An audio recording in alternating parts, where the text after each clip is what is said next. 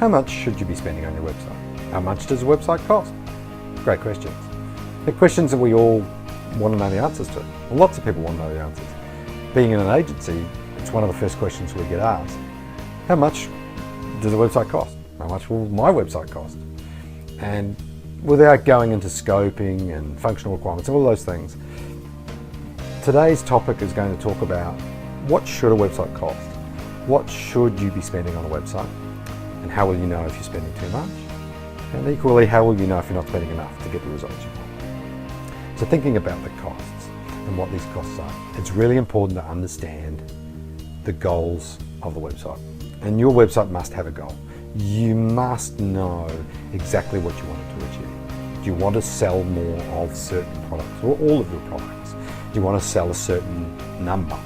Do you want to get a certain number of qualified leads per month? Do you just want some subscriptions? Are you offering a newsletter or an online course or seminar series? Are you pre-selling something? Are you trying to gain interest in something? Are you doing market research? There's something else, a support mechanism. There's a lot of things that your website could do, and only you can answer that. But it's a really, really important question. Your approach is going to be different to mine and someone else's in how we allocate costs and what budget we have. But all of it needs to be based around this goal so we can see if we're spending wisely and not blindly. So what is the goal for your website? You probably think your website is part of your marketing, and it is.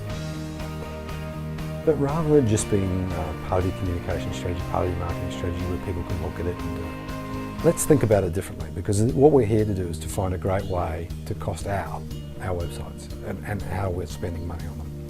So if we think about our website as a really key operational part of our business, let's think of it in retail terms. I'm a shop, I already have a shop, I have inventory and I sell, and I want a new location. So I go out and I find a new location, I rent that shop. And at that point it's an empty shell, it's a set size. I then fit it out. So that's painted, furniture, everything, signage, the whole lot. I hook up utilities, power, water, I get those all connected, security set up, alarms, safe if I need it, equipment that I might need like point of sale systems. I then stock the shelves with inventory, which is a critical part because that's what we're selling. Staff, got to hire some staff, train them up, share staff between my stores if it's local, otherwise new staff. All of this is really, really necessary, and then I've got to get people in there. So then the next part of it is I've got to promote it, advertise it, and run campaigns to get people into the store. They come in, they buy, we recycle the inventory, get new stuff through, we change it up, we modify it based on the demographics and people come to the store. So that we really understand, and that's fine. The website though for the retail store is no different. The rent for our website is our hosting and our content management tools and things that we might be using, so any software or things that we require. And if they're open source, we've still got to upgrade them. There's costs to make sure they're up to date and the plugins are updated. And even though they might be a lot smaller, the costs are still there. And if you're using proprietary systems, you might be using tracking software and stuff like that on your website. Those things have license fees and rentals. And so those are part of your store rentals. Your fit out costs correlate directly to the build and construct phase. So the build and construct phase is building the website, designing and getting that all done. Inventory, massive part of your online store. And it's not actually just the product. To me, the content of your website is your inventory. And even more so if you're a services business where you don't actually have a widget per se to sell, your story comes from your content. So your text, your images, your video, your audio, that is your inventory of your website online. Think about that for a moment. How much attention do you give your online inventory versus your offline inventory? Your utilities, you've got to have utilities. You've got to have security.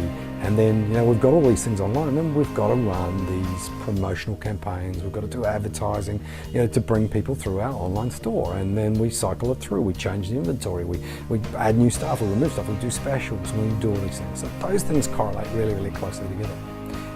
So if we think about it that way, rather than just this marketing piece over here that we may or may not focus on, suddenly this is a really, really critical part of our business, and we can segment it out into little bits and pieces to say, how do we cost out these elements and how do we relate them? And more importantly, we have baseline costs that we can use from our existing business.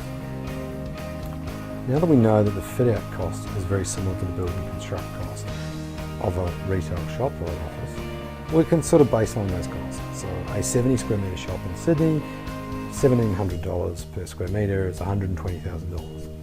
An office for 20 people, 250 square metres at $1,000 per square metre, $250,000. So here's a couple of figures that relate to certain size businesses. So if you have a smaller shop or a bigger shop, if you have a much smaller office or a huge office, if you have a market store, each of those have costs that you can baseline against, and they should match your needs and the goals that we talked about earlier on, which was what are you trying to achieve. So if you have a retail shop of 70 square metres that you spent $100,000 to $150,000 outfitting originally, and you now want a second shop, why not spend the same money getting a great experience online?